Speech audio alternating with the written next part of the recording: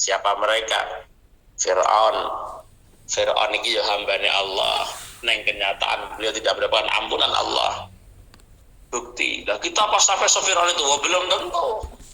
Belum tentu kita tidak seperti Fir'aun. Belum tentu kita bisa pada Fir'aun.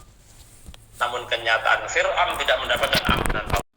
Nah, di sini memang yang mendatangkan keistimewaan dalam hidup kita satu sebetulnya. Dijadikan umat Rasulullah sallallahu alaihi wasallam. Dijadikan umat Nabi Muhammad sallallahu alaihi wasallam. Namun dengan demikian, Hamid Al-Lafafi, seorang salafus saleh, memberikan 4 hal yang mendatangkan keridhaan baginya dari para santrinya.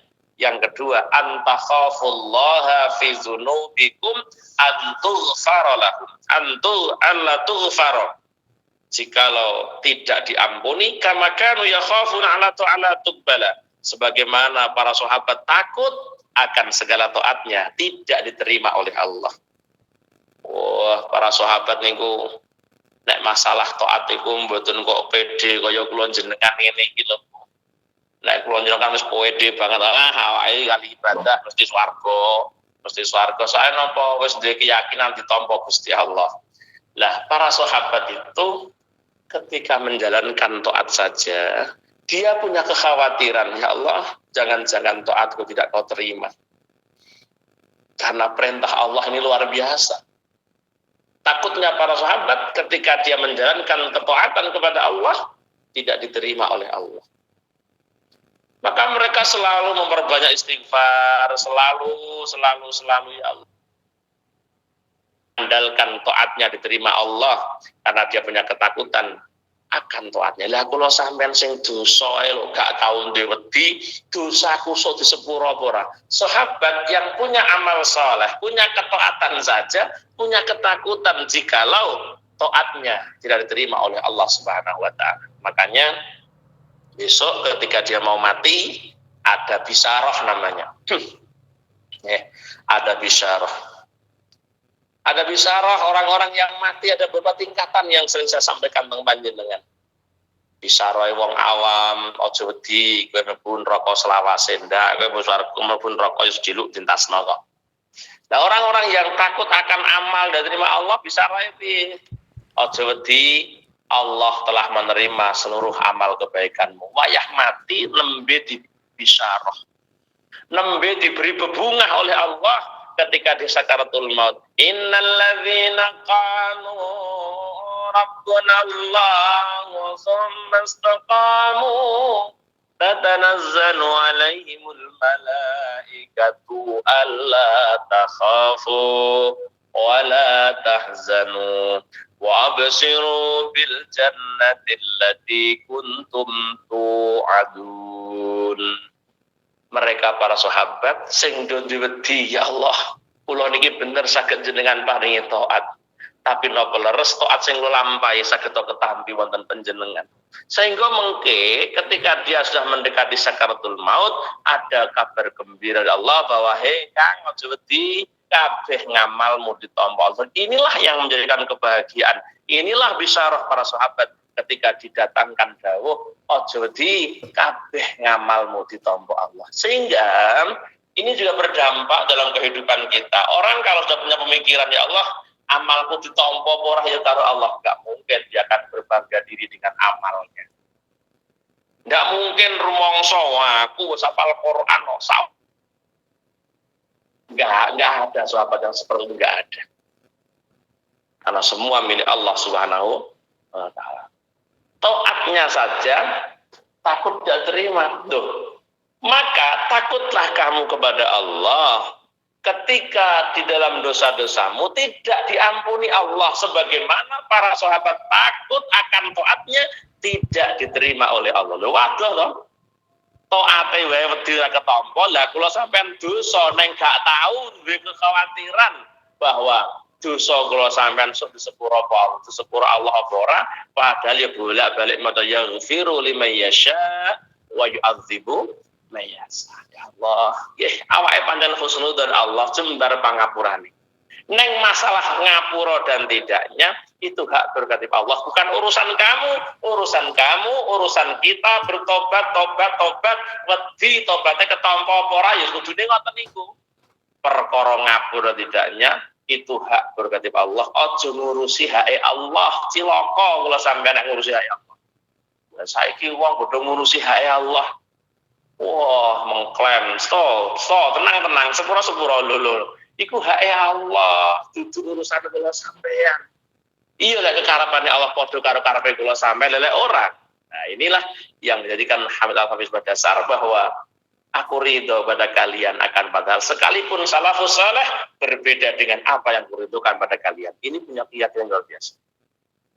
Yang ketiga nopo? Yang ketiga dawuhipun Hamid Al-Hafiz. Wasali surah kang nomor 3 kang kaping 3 iku antazhadu yen to ngedoi sira kabeh fil harami ing dalam haram kamakanu kaya oleh ana sapa sahabat iku ya zaduna padha ngedoi sapa sahabat fil halali ing dalam barang halal. Jauhilah perkara haram sebagaimana para sahabat menjauhi perkara halal. Halal wae lu ngati-ngati. Ngono maksudnya iki.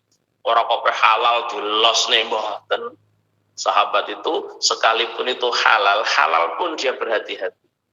Nah, kula jenengan kon kaya sahabat yang dalam perkara halal lho. Perkara halal kaya ngono dahne ya ngoten lho. Cara santri fikih usul fikih niku cara pakai kias namanya kias aulawi. Lah iya wong karo barang halal wae sahabat lek ngati-ngati kaya ngono dahne ya ning gone barang haram lan dawuhipun padha ngati-ngati ya awakmu ning gone perkara sing haram kaya oleh ngati-ngatine para sahabat ang dalem perkara sing halal karo barang halal wae ora yap-yapan. Lah kula sampeyan telas ayo lho mesti ngoten didelok nandangi barang halal dampak negatif piye, nandangi barang halal dampak sing ditompong kok apa ketika berlebihan dalam barang halal itu. Mereka hati-hati betul, contohnya makan sekalipun itu halal, sahabat-sahabat itu berhati-hati. Ya Allah, ya bener halal. Nang lek mangan halal berlebihan ya jelas dampak negatifnya mesti ana. Ngopo wae pun apa wae nek wis berlebihan karo barang halal mesti dampaknya negatif. Nggih, mulane wala tusrifu innallaha la yuhibbul musrifin. Janganlah kalian berlebihan sekalipun itu barang halal. Innallaha la yuhibbul musrifin. Sesungguhnya Allah tidak suka dengan orang-orang yang berlebihan. Wis apa wae pun. Nah, ini para jamaah yang dirahmati Allah, hati-hati kalian. Takutlah kalian, jauhilah kalian tentang perkara haram. Ya. Sebagaimana para sahabat di dalam menjauhi perkara halal, maknanya pun menjauhi kuratmu kalau barang halal ki mboten menggunakan barang halal dengan serba hati-hati. Pun yang keempat nopo warabiu antu asiru asyafaqah wal ma'ruf ila ikhwanikum wa asdiqaikum kama kana yu'asirunahuma ila a'da'i. Insyaallah niki sing wangel. Warabiul lan kang kaping 4 iku antu asiru yen to milihake sira kabeh asyafaqata ing welas wal ma'ruf lan kebagusan ila ikhwanikum maring sedulur sira kabeh wa asdiqaikum lan sanak raket sira kabeh. Milihno welas, milihno keapian maring kanca lan dulur. Nggih. Liyan niku lek cara kaidah fikih kan ya perkara-perkara ibadah ngoten niku nggih. Jadi al-isar bil ibadati matlubun wal isar bi ghairil ibadah mamnuun. Milihaken liya ing dalem perkara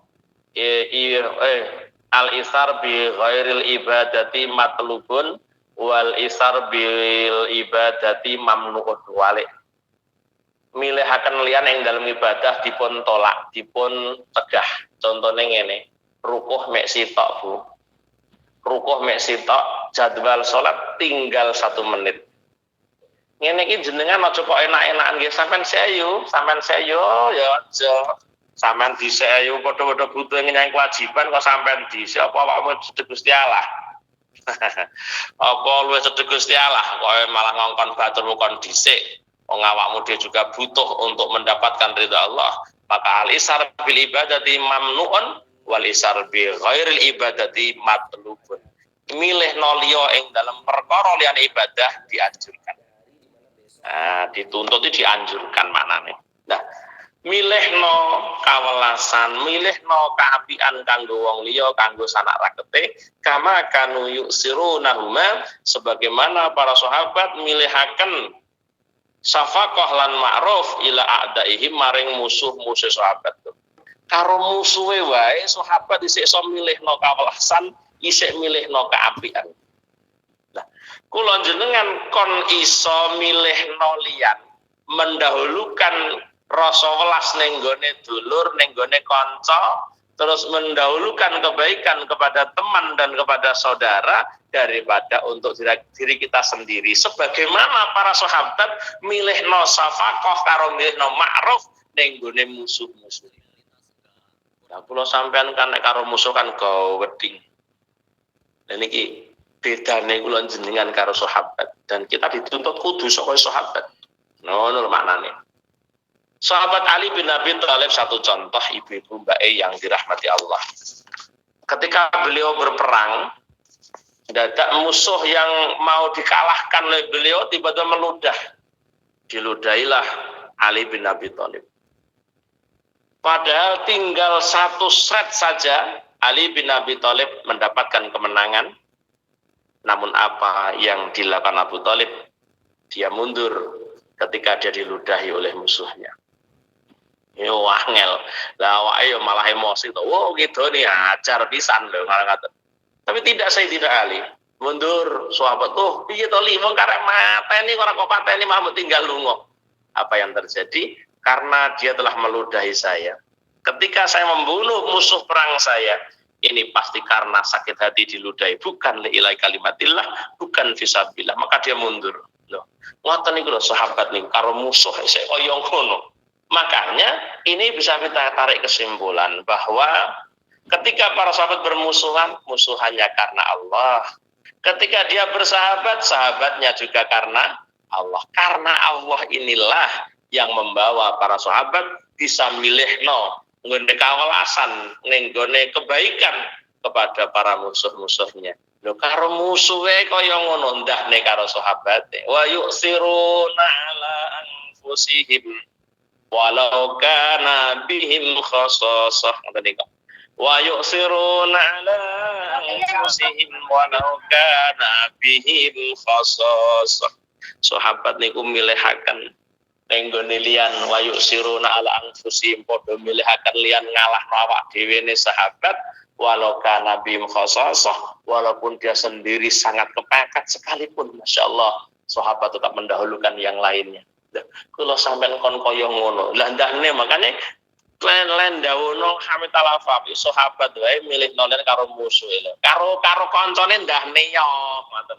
Wong karo kancane karo musuh wae iso kaya ngono, ndahne karo kancane. Kowe bener wayu siruna ala anfusihim walau kana bihim khassasah. Sahabat Ansar, sahabat Muhajirin ya. Ketika ada satu nasi sepiring mubeng kok jenengan mawon pun mboten jenengan mawon munyer sampai teko sing ngarep neh. Lho mboten jenengan mawon lah kula sampean yo wis pangan dhewe ae kok ora mikir wong liya ki nyapa. Nah inilah yang dikatakan Hamid Al-Afafi, inilah ardakum inilah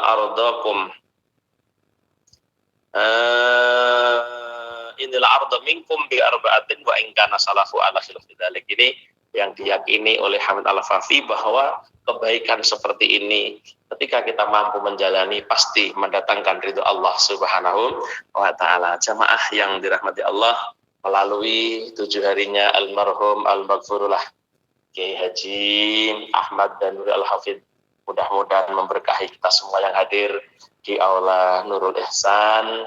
Allah jadikan kita semua sebagaimana hamba-hamba yang senantiasa diridhoi oleh Allah Subhanahu wa taala. Hajat kita semua yang hadir di aula Nurul Ihsan, khususnya jamaah Nurul Ihsan, senantiasa hajat kita semua diijabah dan diridhoi oleh Allah Subhanahu wa taala. Barokah mendoakan almarhum Al-Maqlah Kiai Haji Ahmad Danuri Al-Hafidh. Amin Allahumma amin lahumul fatihah. أعوذ بالله من الشيطان الرجيم بسم الله الرحمن الرحيم الحمد لله رب العالمين الرحمن الرحيم مالك يوم الدين إياك نعبد وإياك نستعين اهدنا الصراط المستقيم صراط الذين أنعمت عليهم غير المغضوب عليهم ولا الضالين آمين اللهم صل وسلم على سيدنا محمد والحمد لله رب العالمين حمدا يكافئ مزيده يا ربنا الحمد كما ينبغي جلال وجهك الكريم وعظيم سلطانك اللهم يسر لنا أمورنا يا الله مع الراحة لقلوبنا وأبداننا والسلامة والعافية في ديننا والدنيا وكن لنا صاحبا في سفرنا وخليفة في أهلنا اللهم إنا نسألك يا الله إيمانا دائما وقلبا خاشعا ولسانا ذاكرا وبدنا على البلاء صابرا وولدا صالحا يا الله وولدا صالحا والصالحة وعلما نافعا وعملا مقبولا ورزقا حلالا طيبا مباركا وعمرا طويلا بحسن الخاتمة ربنا آتنا في الدنيا حسنة وفي الآخرة حسنة وقنا عذاب النار سبحان ربك رب العزة عما يصفون والسلام على المرسلين والحمد لله رب العالمين. Nggih mekaten lan semanten ingkang saged kula aturaken kirang langkung pangapunten wa akhiran wallahu muwaffiq ila aqwamit thoriq walafu minkum wassalamualaikum warahmatullahi wabarakatuh. Waalaikumsalam warahmatullahi wabarakatuh.